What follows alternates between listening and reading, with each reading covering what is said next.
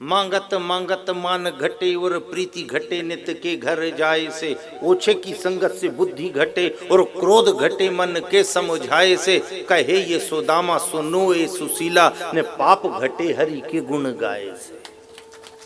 मांगत मांगत मान घटे, बार बार मांगने से मान कम होता है, और प्रीति बार बार किसी के घर जाओगे प्रीति कम हो जाएगी। ये जगत का सिद्धांत है, तो यही सिद्धांत ईश्वर पे भी लागू होता है। और अपन केवल कामना से बंधे हैं बस।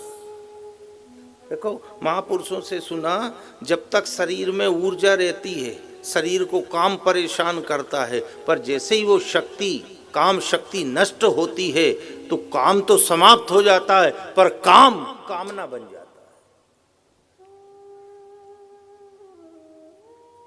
और कामना आखिरी तक पीछा नहीं छोड़ती, कामना आखिरी तक पीछा नहीं छोड़ती है। और कामना ही में तो अपन सब बंधे। भगवान ये हो जाता फिर तेरा भजन करते, भगवान ने वो कर दिया, उन्होंने कही अब कर, फिर एक दूसरी कामना खड़ी हो,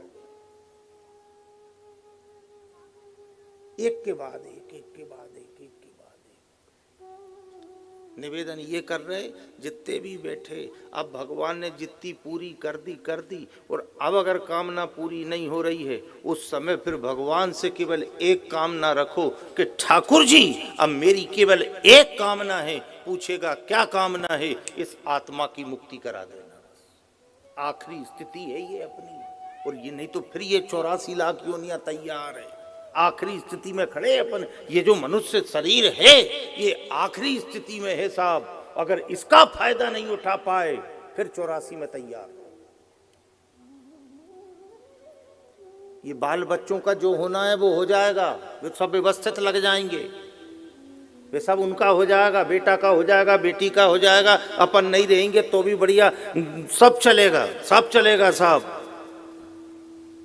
हम कथा में एक बात रखते हैं, वो इंदौर की एक सत्य घटना आई थी। वहाँ पे एक सज्जन के बेटे का विवाह था, पूरी तैयारी हो गई, गार्डन हो गया, हलवाई हो गई, यहाँ तक कि उनके विवाह के निमंत्रण कार्ड तक बट गए।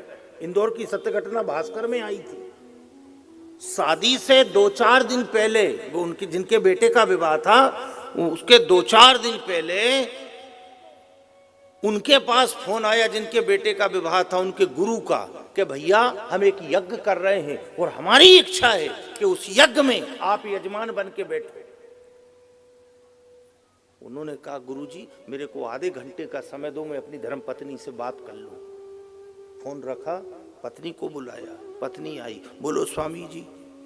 उन्होंने कहा गुरुजी का फोन आया है, जिस तारीख की हमारे बेटे की विवाह है उसी तारीख से गुरु यज्ञ कर रहा है, बोलो।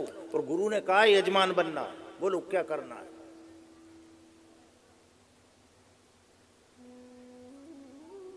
उस समय धर्म पत्नी तो धर्म पत्नी थी। धर्म पत्नी ने एक बहुत अच्छी बात कही, स्वामी जी हम नहीं रहेंगे दुकान चल जाएगी, हम नहीं रहेंगे व्यापार चल जाएगा, हम नहीं रहेंगे घर चल जाएगा, हम नहीं रहेंगे बेटे का विवाह हो जाएगा, पर हम नहीं रहेंगे तो यज्ञ में यजमान बन के कौन बैठे।